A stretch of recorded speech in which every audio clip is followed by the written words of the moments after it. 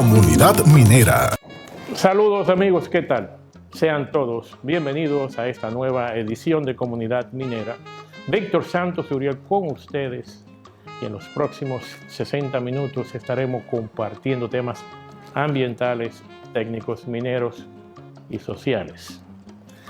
Y es que aquí en Comunidad Minera promovemos la minería responsable que respecta el medio ambiente y el derecho de las poblaciones. En el programa de hoy conversaremos con el ingeniero Ramón Alburquerque y trataremos el tema de las exploraciones petroleras, la seguridad energética, así como las actividades de explotación minera en la República Dominicana. Pero antes pasaremos al comentario semanal de Comunidad Minera, donde trataremos el tema específico de hasta dónde van a llegar los precios del barril de petróleo West Texas, que es el tipo de petróleo que utilizamos aquí en República Dominicana para fijar los precios de los combustibles. Revisando la literatura esta semana de qué se ha publicado, qué están diciendo los economistas a nivel internacional, de qué va a suceder con el precio del petróleo, y la noticia no es muy halagadora. Están prediciendo dos escenarios. Uno es de que la guerra entre Ucrania y Rusia se llegue a una paz rápidamente. En ese sentido, el precio del petróleo bajaría en el rango de los $90. Por el otro lado, predicen de que si continúa la guerra entre Ucrania y Rusia y se llega a un bloqueo final, a un embargo completo, donde se le impida a Rusia exportar su petróleo, específicamente a la comunidad europea, pues estamos viendo de que eso va a causar un aumento significativo en el precio del barril de petróleo. Todo tipo de petróleo, ya sea el Brent o el West Texas o el Gulf, todos van a subir a precios impredecibles. Algunos economistas están hablando que va a llegar a los $150 una vez en la misma semana en que se llegue al bloqueo, llegará a $150 fácilmente. Otros están hablando de $200 y en el caso más extremo, un economista casualmente ruso estuvo informando en las redes sociales que llegaría a los $300 el barril de petróleo, lo cual no creo que vaya a ser de esa forma. Ahora bien, ¿qué tenemos con eso? ¿Qué sucede con eso? Según un artículo publicado en la revista Mining Press, de una entrevista que se le hizo a un economista de la empresa financiera JP Morgan, él dice que el precio del petróleo bajará una vez se destruya la demanda. Y es que la destrucción de la demanda es un término en economía, el cual significa de que cuando un commodity, en este caso el barril de petróleo, sube a un precio bastante alto y se mantiene, es sostenible en el tiempo, pues los consumidores usan sustitutos, los gobiernos cambian su política, en este caso política energética, y también se desarrollan nuevas tecnologías. Ya hemos visto en los últimos 50 años que en el año 1973 ya hubo una destrucción de la demanda del barril de petróleo. También en el año 1978-79, al principio de los años 80, ya en la década de los 2000, en el 2007-2008 también hubo una destrucción del precio, de la demanda del petróleo.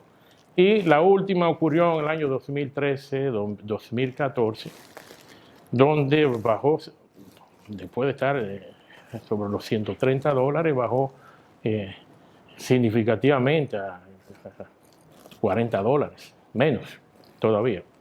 Y esa es la esperanza que tenemos, que ocurra la destrucción de la demanda. Eso, aquí en República Dominicana, el país que no produce petróleo, el país que no le puso mucha atención a las exploraciones petroleras, los últimos 20 años apenas se perforó un pozo petrolero aquí en el país. Y eso no tiene perdón de Dios. Por suerte, ahora en el gobierno de Luis Abinader ya estamos viendo de que hay una compañía americana ya explorando en la cuenca marina de San Pedro, y también nos enteramos que hay un equipo que se está formando en la refinería de petróleo para explorar petróleo aquí, una especie de compañía nacional. Hay un interés en el país, pero ese interés cíclico, eso ya lo hemos visto anteriormente, que cuando el precio sube, se despierta el interés por buscar petróleo. Pero parece que esta vez el presidente Luis Abinader le ha puesto un carácter muy serio a la búsqueda de petróleo aquí en República Dominicana. Y es que cada vez que sube el petróleo vemos cómo los niveles inflacionarios impactan a la economía dominicana. Y estamos viviéndolo actualmente. El precio actual, cerca de $115 el barril, es un precio alto, especialmente cuando para el año 2022, cuando se realizó el presupuesto nacional para el 2022, se utilizó un precio del barril de petróleo a $62.75. Nunca entendí por qué eligieron ese precio, porque se aprobó en el Congreso esa ley de presupuesto en el mes de octubre del 2021, y ya para ese entonces ya el precio estaba sobre $80, y aún así nuestros congresistas lo aprobaron sin hacer las modificaciones del lugar. Ahora bien, regresando de nuevo a lo que decían los economistas de la JP Morgan, ellos están prediciendo que la destrucción de la demanda del precio del petróleo empezará cuando llegue a $120 el precio del barril de petróleo en West Texas. Estamos ya muy cerca, pero eso significa que empezará. No sabemos cuánto durará. A ciencia cierta, nadie sabe cuánto durará el proceso escalonado en que empezará a bajar el petróleo. La semana pasada, la Agencia Internacional de Energía ya predijo una reducción en la demanda para ahora, el tercer trimestre del 2022, que llegará a cerca de 1 millón de barriles diarios. JP Morgan nuevamente predice que si los países desarrollados implementan políticas de ahorro de energía, se podría bajar el consumo energético, específicamente del barril de petróleo, se podría bajar a 2.7 millones de barriles de petróleo diarios. Actualmente, el consumo diario de petróleo es cerca de los 100 barriles. Si se bajan esos 2.7 millones de barriles que predice JP Morgan, pues sí va a bajar precipitadamente el precio del barril de petróleo. Así que, señores, todo dependerá de cómo se desenvuelve el tema de la guerra de Ucrania y Rusia, así como también qué tan rápido busquemos alternativas a esta crisis energética que estamos viviendo en este momento. Ese ha sido el comentario de Comunidad Minera de esta semana. Y en breve iniciaremos la conversación con el ingeniero Ramón Alburquerque cuando regresemos después de la pausa comercial.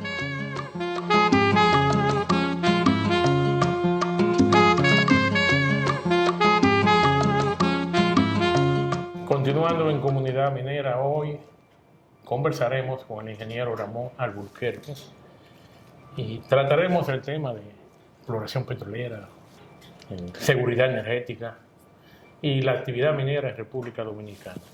Ramón, yo sé que tú eres una persona muy ocupada y que quiero agradecerte que hayas aceptado esta invitación a compartir tus conocimientos en Comunidad Minera.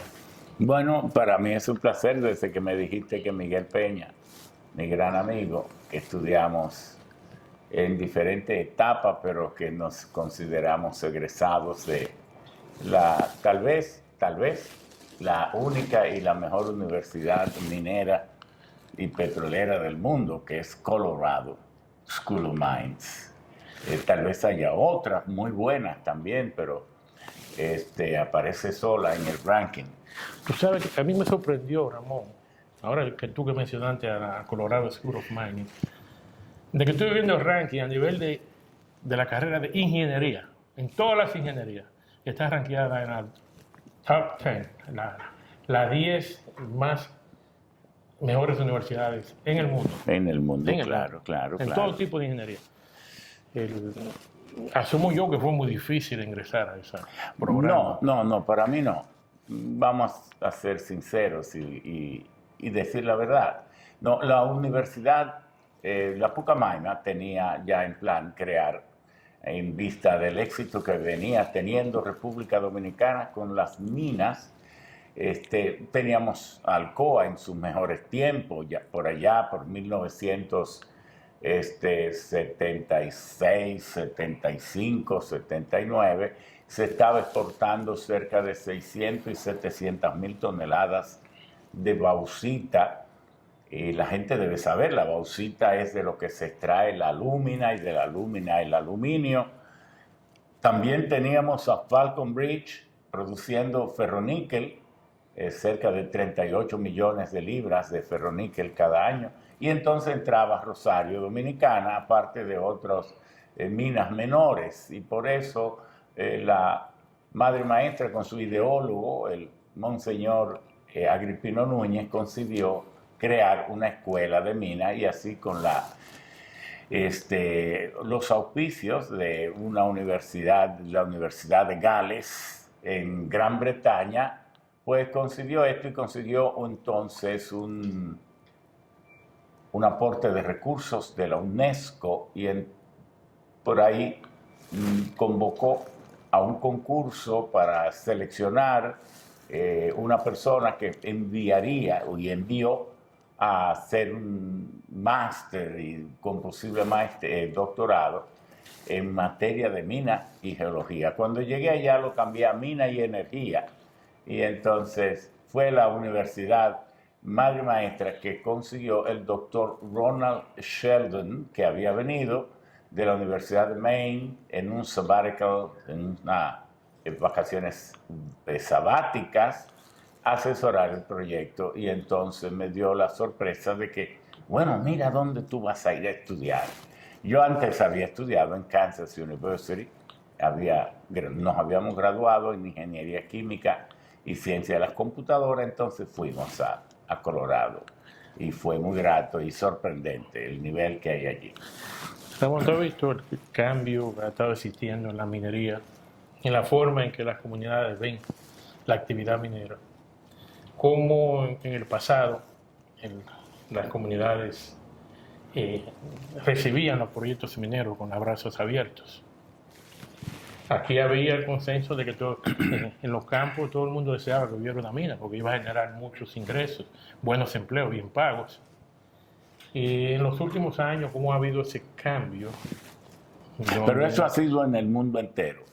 En el mundo entero ha habido una elevación de la sensibilidad ecológica y, claro, un rechazo a la intrusión minera destructiva, pero también porque en la minería suele acurrucarse el pensamiento capitalista más retrasado en el mundo entero.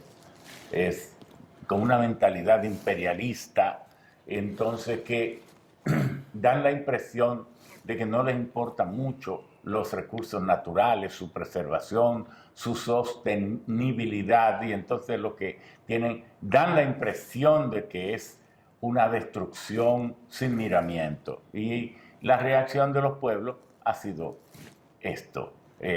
Aquí en República Dominicana tenemos un caso especial, porque el país tiene 48.500 kilómetros cuadrados y entonces tenemos una experiencia minera que más bien son traumas mineros. ¿Por qué? Porque las explotaciones que tenemos han sido muy grandes para el tamaño del país, demasiado grandes, entonces muy pocas. En realidad las minas aquí son muy pocas y no hay hasta ahora ninguna mina subterránea. La mayor parte de las minas del mundo son subterráneas. Las de aquí han sido todas a cielo abierto. Y entonces las minas de cielo abierto crean más impacto ambiental que las minas subterráneas. Y por esa razón, entonces, el descuido de esas empresas. Yo fui vicepresidente de la Rosario, de la mina de oro, Y siendo vicepresidente cuando estaban los inversionistas extranjeros y luego siéndolo cuando ya don Antonio en 1979 la adquirió totalmente, entonces veía la mentalidad que había. Cuando habían reclamos de miramiento de que estos campesinos que decían que no se les había pagado la tierra adecuadamente y todo esto, las reacciones y las expresiones que yo, muy jovencito, porque a todo esto yo tenía 28, 27 años, enfrentaba. Y también Falcon Bridge, Cuba es como tiene la 10ª o la 8ª reserva de níquel del mundo entero. Pero en Cuba, la explotación en Nícaro, en la bahía de Moa y en varios sitios más, no genera esos impactos ambientales. ¿Por qué? Porque allá el mineral, en vez de tener mucho aparecer mezclado con el níquel, en vez de aparecer el hierro, como aquí, allá es el magnesio. Entonces, la explotación minera allá en Cuba se hace con ácido sulfúrico a temperatura ambiente, con una solución de ácido sulfúrico, como tú sabes, diluida. Entonces allá se produce sulfato de níquel y es una operación sin traumas ambientales. Pero aquí, por la cantidad de hierro, entonces se tuvo que producir, en vez de sulfato de níquel, lo que se produce es ferroníquel. Pero ¿cuál es la diferencia? Que mientras allá se hace a temperatura ambiente, aquí se hace a 1890 grados centígrados. Y hay que ver cuando esos hornos se abren para soltar el magma, la lava que contiene la escoria y lo que resulta ser luego el botón de ferroníquel que se va al fondo en el cono. Entonces, es un impacto ambiental demasiado grande. Por esa razón pienso que tienes razón. Aquí, en vez de recibirse como un premio, entonces se ve como un anuncio de suplicio. Ramón, pero yo veo que es que el Estado, de cierta forma, ha sido muy complaciente con las empresas mineras. ¿Cierto? Y lo vimos recientemente ahora con el tema de Barrick, Pueblo Viejo, y sus planes de construir una presa de cola en el río Cuance, justamente en una zona, en la cuenca alta del río Sama, en una zona de captación de aguas. Bueno, el río Sama, el río Isabela, el río Yamasá, varios ríos nacen en la loma de los 7 Picos. Es una loma que está entre Villa Altagracia. Cuando uno va para el Cibao, que usted pasa Pedro Brán, como 6 o 7 kilómetros, por ahí por Pino Herrado. Usted mira a la derecha y esas lomas que hay ahí, que se ven muy empinadas, del otro lado está 7 Picos y entonces ahí está el nacimiento de esos ríos, que son la hermosura, el mimo, el acurrucamiento de la zona metropolitana, que en República Dominicana tiene la 3ª parte de toda su población. Entonces, ¿cómo y a quién se le va a ocurrir construir una presa de cola, ya que tenemos la provincia de Sánchez Ramírez afectada por esta operación? Y que también sería sensato decir que no contribuye en nada. Sí, aporta sus 500, 600, 550 millones de dólares al fisco, pero genera unos 3.000 y 2.800 millones. Y el dueño del yacimiento es el pueblo dominicano. Y quien le regala toda el agua, que no pagan por ella, es el pueblo dominicano. Y tú bien sabes que se necesitan como 30.000 galones de agua para producir 1 onza de oro. Entonces, el trato que se le ha dado a esas comunidades que rodean la mina llena de pobreza, el Yagal, donde la gente está en campamento todavía, entonces la mina proclama un éxito pero es cierto que ha sido un éxito porque extraen cerca de 2 millones, 1.6, 1.7 millones de onzas de oro al año y 7 veces más de plata. Y entonces los contenidos en cobre, en zinc, en plomo que producen, pero para esas comunidades esa mina ha sido un dolor, un sufrimiento. Entonces, venir a construir una presa de cola encima, como decías tú, de la cuenca del río Ozama.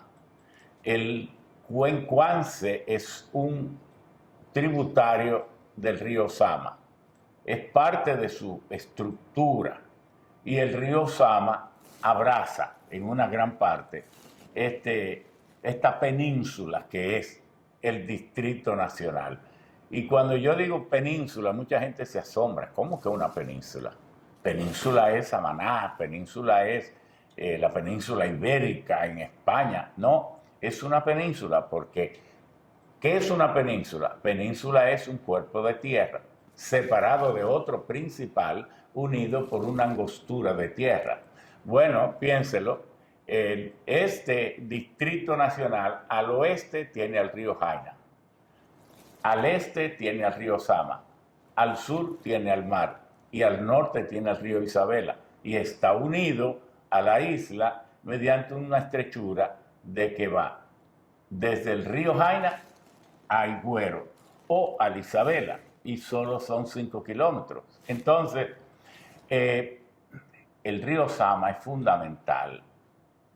Lo que hay es que limpiarlo para que el río Sama y el Isabela y el Jaina nos brinden parte de los panoramas y de los ambientes más bellos que pueda haber el Caribe. El Caribe que de por sí es bello y entonces este emplazamiento tan paradisíaco que tenemos debe ser limpiado en vez de contaminado.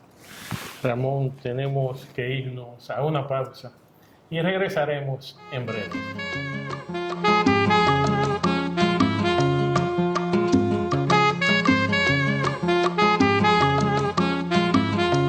Regresando a la comunidad minera, hoy conversando con el ingeniero Ramón Albuquerque, tratamos el segmento anterior, el tema de la presa de cola de Cuance, cómo las empresas mineras todavía piensan como en los años Víctor, 60 me y excusa 70. que la gente a veces oye hablar presa de cola y no sabe lo que es. ¿No haríamos tal vez un favor explicándole a los que no se han muy entendido qué es eso? Bueno, porque una presa de cola, cuando usted tiene una montaña con minerales, usted tiene que entrar con máquinas, con explosivos, con dinamita. Yo en un poema que le escribí, El Código Minero, dice: en vista de la actitud descuidada y vil, como ciertos hombres trastruecan el vientre de las montañas, y en vista de que se está interrumpiendo la formación del zafiro, se promulga el siguiente cántico de aliento a las madres de vientre fecunda que hayan perdido hijos con plomo sustraídos, porque no está lejos el momento en que todos los metales y las riquezas y los metales preciosos despedidos anuncien su regreso. Pero hay que respetar las pepitas de oro a orilla de los ríos porque ellas son el tributo al follaje de la ribera. ¿Qué pasa? Cuando tú extraes millones y millones de toneladas, como por ejemplo en Barrick Gold se extraen cerca de 30.000 toneladas por día. 5 veces esa cantidad de toneladas será agua. Eso entra ese torrente de rocas y agua y es molido con una serie de minerales. Eso se convierte como si fuera harina de maíz y con el agua un lodillo.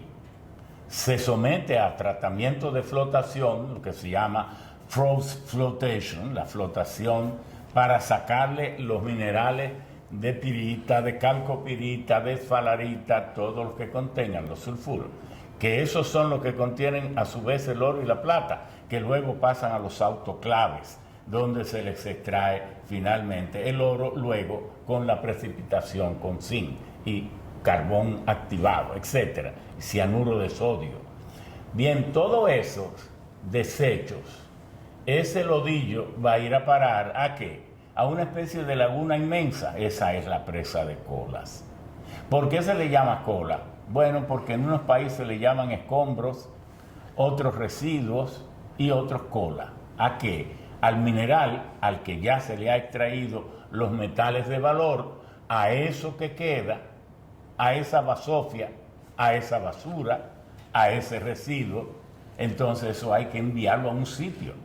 Pero si se procesó 30.000 toneladas, lo que se le extrae es tontería, porque una onza lo que tiene 31.1 grados.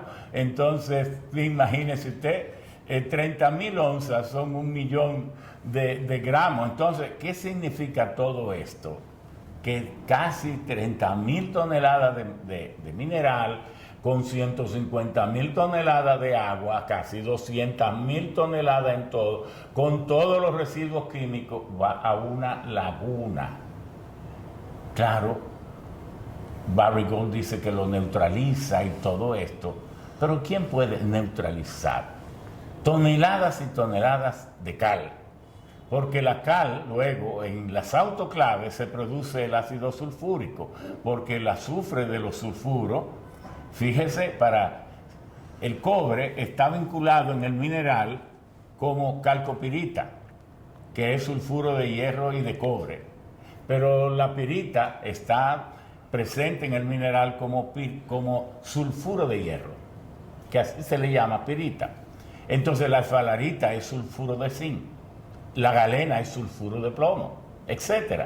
Entonces todo eso, con esa carga de muerte, va a una presa. ¿Merecen las presas un cuidado especial? Claro, porque en un país sísmico como este, un terremoto, una presa que tenga, si le metemos 200.000 toneladas por día, por favor, ¿cuántas millones de toneladas no serán a los 3, 4, 5 años? Y una presa de esa revienta. Pero además, el fondo percola, la lixiviación, se van todos esos contaminantes a los ríos, que nos lo traigan aquí a la ciudad. Yo creo que ahora usted puede entender mejor qué pudiera ser una presa de cola. Lo que yo veo, Ramón, es, refiriéndome al aspecto del desarrollo de la minería en República Dominicana, es que tenemos mucha debilidad institucional, específicamente en el Ministerio de Medio Ambiente y Recursos Naturales, que los dominicanos sencillamente no nos sentimos protegidos por esa institución. Bueno, mire, al inicio del gobierno, te voy a confesar algo en aras de tu excelente programa. 5 días después de electo el presidente, él me llamó y me dijo, entre otras cosas, mira Ramón, quiero que me apoye porque yo le ofrecí a Barrico que le vamos a aprobar la presa de cola. ¿Cómo? ¿Tú le dijiste eso? Sí. Hoy, ¿por qué tú no me preguntaste antes? Porque yo tengo como principio que lo que a mí no se me consulta antes, yo no lo apoyo después. Eso yo no te puedo apoyar. Aunque, excúsame, que tú ahora empiezas tu gobierno, yo no sé si yo voy a ser ministro o no, pero eso no me interesa a mí, porque ese compromiso que yo tengo con mi gente, y más mi gente humilde, mi pueblo, yo no lo cambio por nada, porque yo nunca ando buscando empleo. Yo hace tiempo que tengo suficiente con mi humildad. Entonces, se lo dije claro. Porque, ¿qué es lo que pasa? Que los políticos dominicanos, y más en este país donde la primera constitución en toda nuestra historia, que dice que los recursos del subsuelo, los recursos mineros, solo pueden explotarse cuando haya garantía de sostenibilidad ambiental. Porque tú sabes, Víctor, muy bien qué decía la Constitución del 2010 hacia atrás. Decía, los recursos mineros tienen prioridad ante cualquier otra explotación del subsuelo. Es decir, prácticamente mandaba y obligaba a que se explotaran las minas. Yo estudié minería porque quiero ser un aliado de la explotación de esos recursos porque son necesarios. ¿De dónde vamos a extraer el petróleo? Lo mejor que tenemos en estos tiempos, si no fuera por la irresponsabilidad de nosotros mismos, son los plásticos. Porque si usted piensa bien, vivimos en la era del plástico. El plástico pesa poco, es incorruptible, es barato, óigase, el plástico es pero se extrae del petróleo, el 6-7% de los casi 100 millones de barriles de petróleo que se explota cada día es para plástico. Pero los metales y las tantas cosas que usamos son necesarios, pero el mundo ha reflexionado, y qué bien que lo haya hecho, y estamos conscientes de que tenemos que hacer un esfuerzo más concentrado para el reciclaje. Y entonces un ministerio de medio ambiente debe servir de vehículo de educación en todos esos aspectos. Y sin querer criticar, el ministerio a veces da un para atrás, un para adelante. En esto de la presa de Cola se fueron a Monteplata al principio a buscar a todas las comunidades que no tenían agua potable. Oiga qué cosa más innoble, por no decir otra cosa. A decirle que le iban a poner agua porque Barrick Gold había dado el dinero. Oigan esto, se fueron, mi propio gobierno, pero como yo lo combatí y fui allá y me enfrenté a esos funcionarios que andaban diciéndole a las comunidades que hacían 8 años por descuido del PLD, de todo esto, que no tenía agua potable, prácticamente hacer lo que hacen los crueles con los niños, que le masacran su sensibilidad, ofreciéndoles juguetes para que hagan cosas que ellos quieren que hagan. Entonces, eso es muy noble. El ministerio merece concentrarse más en el cumplimiento de la ley, pero no tanto de la ley minera, porque la ley minera es de 1973.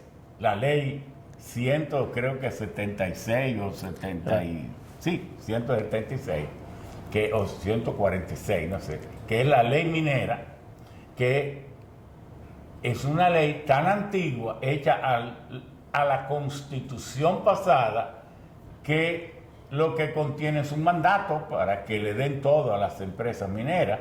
La ley que hay que cumplir ahora es la Constitución, que en su artículo 17 dice que solo se puede aprovechar los recursos naturales por parte de los particulares cuando reciban concesiones especiales, pero siempre y cuando se garantice la sostenibilidad ambiental. Ramón, ya veo que tú eres partidario de que se revise la ley minera de 1973. Claro. En todos los países de Sudamérica estamos viendo un gran movimiento donde se están exigiendo y lo están ejecutando, los cambios a la ley minera donde resultarían más beneficios para las comunidades mineras, así como para el Estado. Claro, y tenemos que hacerlo sabiendo que República Dominicana ha sido bien dotada por la naturaleza, porque el recurso minero no es solo valioso cuando aparece por el dinero que genera, es que es un premio especial de la naturaleza, y si usted quiere de Dios, para los que sean teólogos, de haber dotado un país, incluso tan pequeño, de recursos tan importantes. Entonces, eso hay que hacerlo con mucha responsabilidad y con mucha democracia. En Puerto Rico, en 1978, se descubrieron los famosos yacimientos cupríferos, es decir, de cobre y de oro y plata, en los municipios de Utuado y alrededor de Ponce, en la parte norte de Ponce. El pueblo, pero unos recursos muy cuantiosos, los ecologistas levantaron la voz. Y entonces el gobierno de la isla se vio obligado a someter a un referéndum y el pueblo de Puerto Rico dijo, sabemos que ahí hay más de 40.000 millones, 50.000 millones, como se ha dicho, y que pretenden explotarlo en 15 años, y que a Puerto Rico de esos 40.000 nos han dicho que nos tocarían 18.000. Oiga, ¿cuánto? Pero no queremos explotación ahí. Y el referéndum fue 86%, 84% en contra, y la mina nunca se explotó. Ramón, tengo que interrumpirte, vamos ya a irnos a una pausa y regresaremos en breve.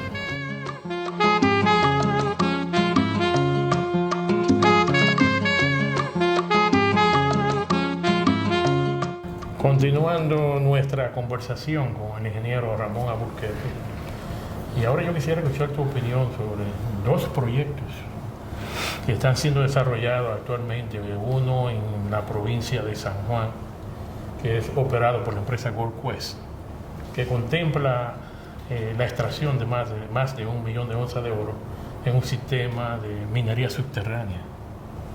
Y también tenemos el proyecto que recientemente solicitó permiso de explotación, la empresa Unigold, que ha estado trabajando en la provincia de Dajabón, en el municipio de Restauración.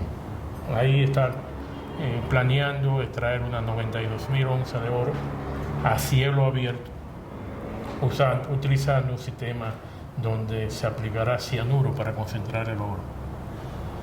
Yo quiero saber, o sea, ¿qué tú opinas de esos dos proyectos? Sí, déjame opinarte sobre el último primero. Okay. El de Unigold en Dajabón, por heap leaching. Personalmente, yo he practicado esto, incluso en la Rosario Dominicana.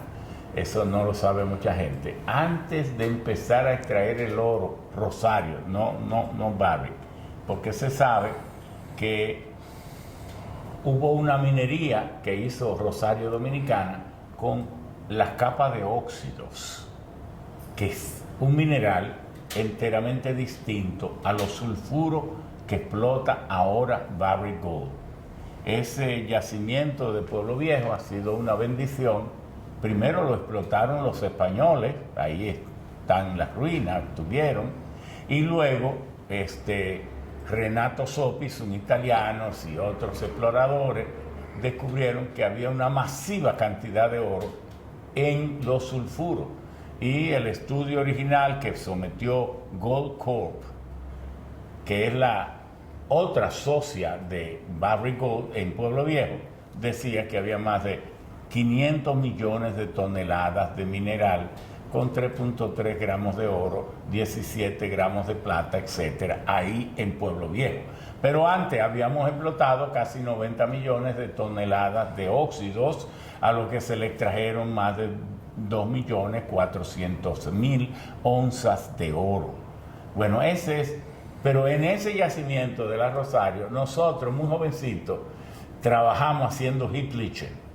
Hacíamos unas superficies grandes donde cabían 20, 30 mil toneladas, y entonces le rociábamos una solución de cianuro de sodio, 4 libras de cianuro de sodio por tonelada de agua, con un pH por encima de 12, para que el cianuro de sodio no deviniera en ácido cianhídrico, que es mortal, es el gas que usaban los alemanes en las cámaras de muerte. Bueno, entonces extraíamos y extrajimos. Yo tengo muchas pepitas y trozos de oro que extraje de allí, los conservo, de esos primeros. Eso es profundamente arriesgado. Y si lo que son 92.000 onzas de oro, ahí estamos hablando de 120, 130 millones de dólares. Eso es muy contaminante porque son rociadores en pilas de tierra. Eso tiene que percolar, se recoge en el fondo de esas pilas. Se trata, por cierto, de la jícara del coco, que es la cáscara dura que usted le quita al coco. De eso se hace el carbono activado, y con eso es que se extrae el oro. Después que el oro ha sido disuelto con la solución de cianuro de sodio, entonces en una serie de tanques de cámara uno lo llena de jícara de coco que ha sido convertida en carbono activado previamente, y ese carbón activado será el que sacará el oro y la plata de la solución de cianuro para luego uno poder convertirlo en lingotito cuando lo precipita con zinc en polvo, que es más electropositivo que el oro. Bueno, pero esas son cuestiones técnicas. Ese yo diría que no me interesa. Y exhorto a las comunidades de Dajabón que no aprueben eso. Pero, entonces, ahora, el de San Juan, el de Gold Quest. Escúchame, antes de ¿sí? ir a San Juan, yo quería, entonces tú consideras o consideraste que es un proceso muy peligroso. Peligroso, Mira, contaminante, a mí me asusta muy más, arriesgado. A mí me asusta más todavía, en la cordillera central, a cielo abierto.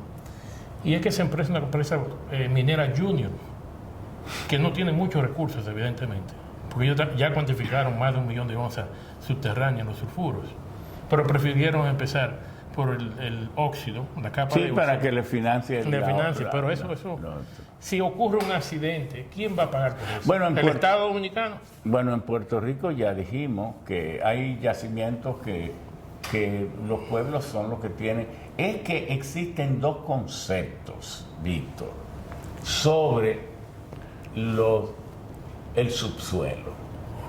En la tradición del derecho sajón de Gran Bretaña, los países como Estados Unidos, que derivan del derecho sajón, el dueño del suelo es dueño del subsuelo y puede explotarlo como él desee.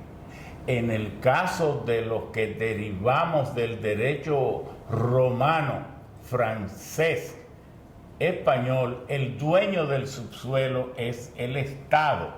Y entonces, como Estado, el dueño del Estado es la sociedad. Aquí ya existe una ley 6400 que fue aprobado con todo nuestro empeño y esfuerzo cuando fuimos presidente del Senado de la República. Y esa ley introduce la licencia ambiental. Y entonces ahora existe también la Constitución, porque aquella ley fue aprobada en el año 2000, por eso es 00. Pero luego se aprobó la Constitución del 2010, que refuerza todo ese mandato. Yendo a lo de San Juan. Lo de San Juan, en Gold Quest, es un yacimiento que se alega está cerca de que está bastante profundo, que está por debajo de los acuíferos, se alega. ¿Qué debe hacerse ahí? Involucrar la comunidad. Porque bien es cierto que si se hiciera bien, si fuera cierto todo esto que se dice, y se involucra a la comunidad, primero explicándole, educándole, mostrando los datos y el Estado con el ministerio ahí, haciendo primero cuantificándolo, porque hay proyectos donde solo gana la compañía que lo hace y la comunidad lo único que recibe es perjuicio. Pero hay proyectos que aunque gane la comunidad en términos de que le paguen muchos impuestos y aunque gane la empresa, no procede porque el daño ambiental es muy grande. Entonces, ¿qué se debe hacer ahí? Los pueblos tienen que vivir de la explotación de sus riquezas, eso es cierto, pero primero hay que demostrar que sea cierto los datos que están dando las compañías, porque a veces cuando hay, como tú con toda razón decías, la debilidad institucional del todo el gobierno y del ministerio, que un día dicen una cosa, otro día hacen otra. Miren eso de la presa de Cola. Primero estaban presionando para que se hiciera y habían funcionarios presionando a todas las comunidades y acompañando a Barry para que sobornara la comunidad para que aceptaran la presa. Ahora dicen que no. Todas esas cosas debilitan la solemnidad del Estado. Entonces uno se pregunta, ¿pero qué es el Estado? El Estado es la entidad que nos representa a todos, que tiene un alto costo. ¿Por qué? De las riquezas, de los bienes y servicios que todos producimos, pagamos una parte, le damos una parte al Estado a través de nuestros impuestos, pero para que nos masacre, nos mienta, se imponga encima de nosotros, nos dañen nuestros recursos, para que se alíe a empresas multinacionales que lo único que les interesa es su dinero. No, así no. Entonces, si hubieran instituciones más firmes, el trabajo sería más fácil. Se irían a San Juan, se buscarían todos los líderes, todos, mire, aquí nosotros no queremos imponer nada, ni tenemos nada oculto, vamos a trabajar juntos. Y si esto es así, la mitad para ustedes, pero que no entonces, como ahora, de que el 5% de todo lo que se produce en esa mina de Barrick Gold, de que hay un 5% que para la comunidad, pero nunca llegan, porque no hubieran tantos pobres. Ahí hay más pobres antes que cuando se empezó la explotación del puño oro ese. ¿Y qué me importa a mí que se produzca oro si mi gente, que es lo más valioso, vive muerta de hambre? A mí, yo lo confieso, no me interesa.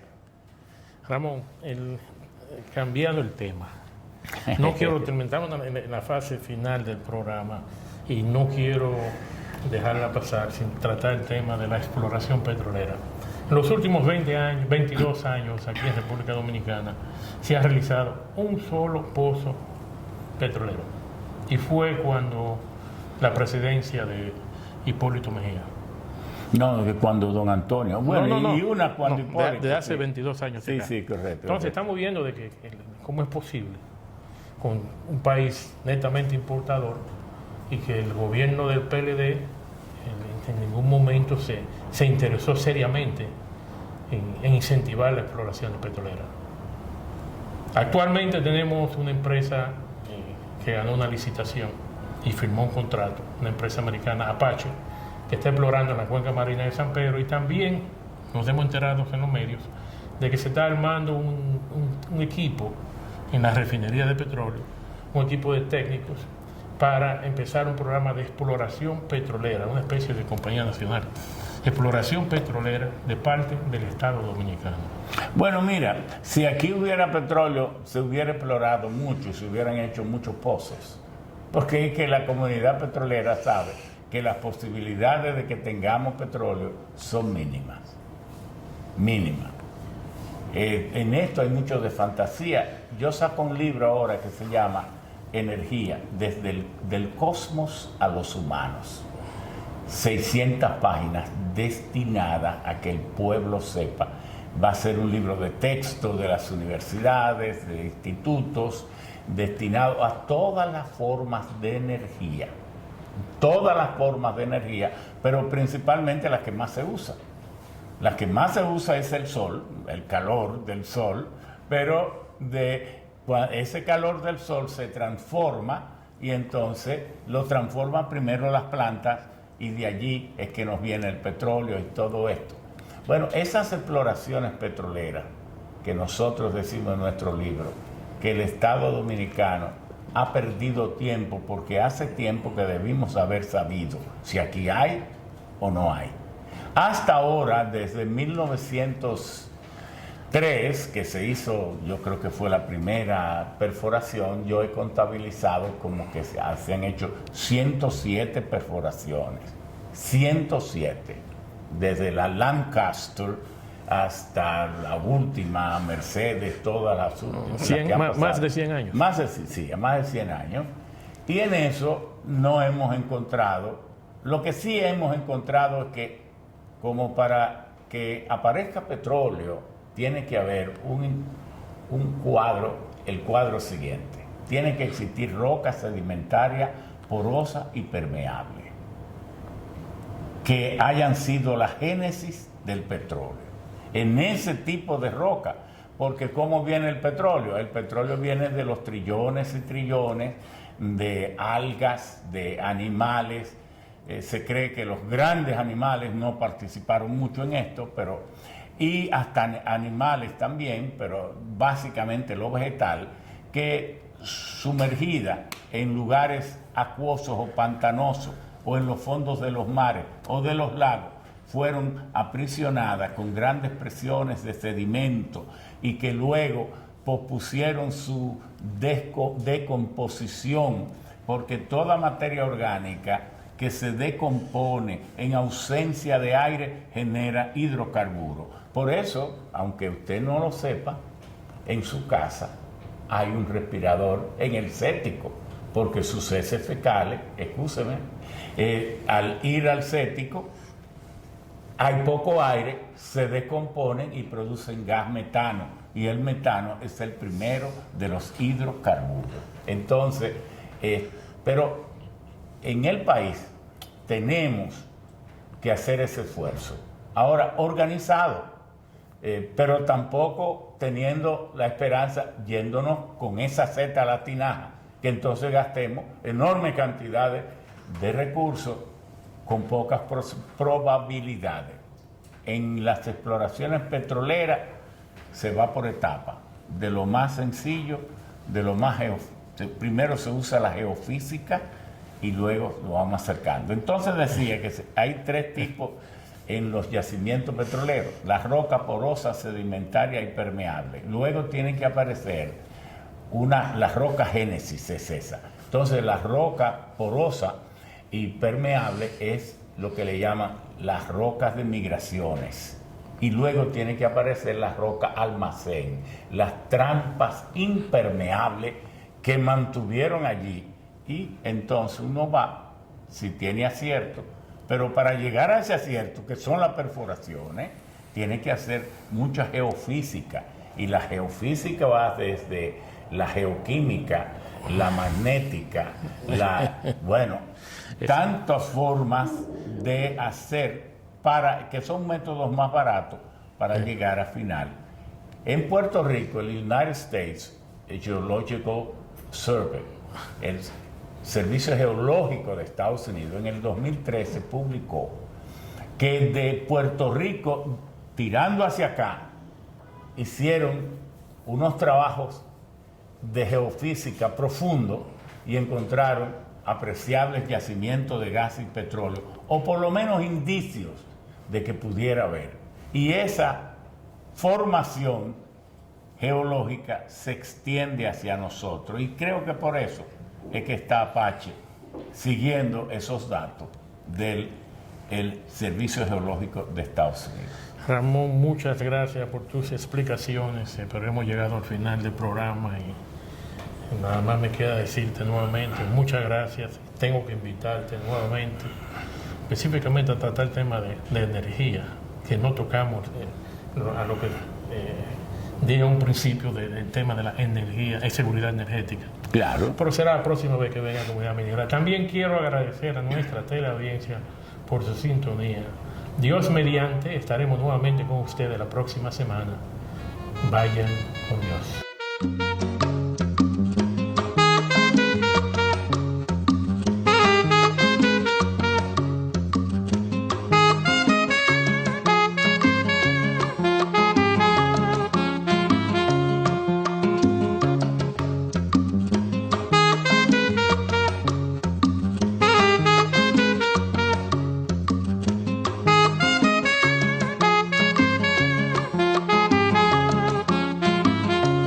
Comunidad Minera.